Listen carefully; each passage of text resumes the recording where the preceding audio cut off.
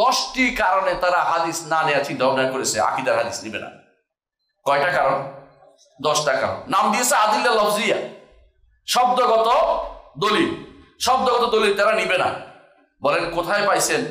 আমার কথা নয়, মুহাসসার আফকার আল মুতাকাদ্দিমিন ওয়াল মুতাআখিরিন লিল ইমাম আর রাজি, যারা নিয়ে আপনারা খুব খুশি, ইমাম রাজি কথা বলেছে 10 কারণে কোনো হাদিস থেকে হাদিস বাদ দেওয়ার কারণ থাকতে পারে। 10টি কারণ থাকতে পারে কোনো হাদিস বাদ দেওয়ার ক্ষেত্রে।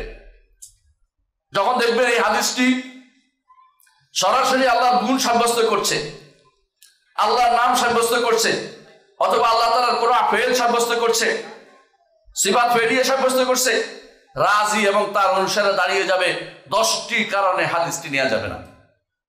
সহিহ মুসলিমের হাদিসকে আপনি কি করবেন?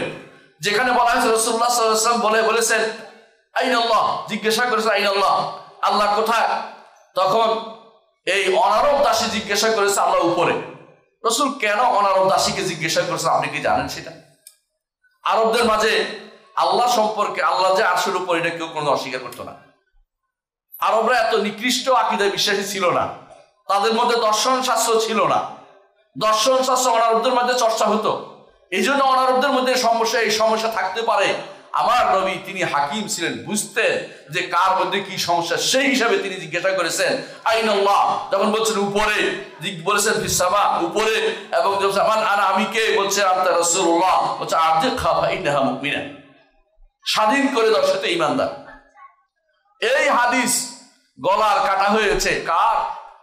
আশআরী ফেরকার, মাতুরিদি ফেরকার, কাউসারি ফেরকার, দেওবন্দি ফেরকার।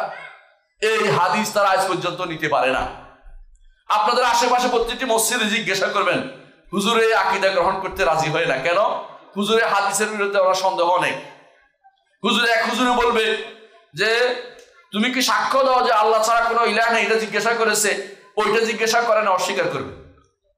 আরেক হুজুরও বলবে বুখারী তো আনে নাই, মুসলিমে আনছে, এর অর্থ হচ্ছে এটার মধ্যে সমস্যা আছে। আরেক হুজুরও বলবে এই বর্ণনাকারীর মধ্যে অমুকের রাবী আছে, তিনি জটিল সমস্যার আক্রান্ত, ইত্যাদি, নিজে বসে বসে বানাচ্ছে সন্দেহ। তো ইমাম বুখারী ছাড়াও এই হাদিস তো আরো ইমামরা বর্ণনা করেছেন, সেটারে কি করবেন?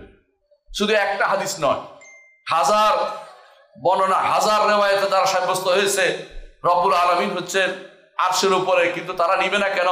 কারণ হাদিস তাদের কাছে দলিল হিসাবে গ্রহণযোগ্য হচ্ছে না। হাদিস যদি কোনো সাব্যস্ত করে কোনো ব্যক্তি, তাহলে সেই ব্যক্তির আকীদা শুদ্ধ হতে বাধ্য।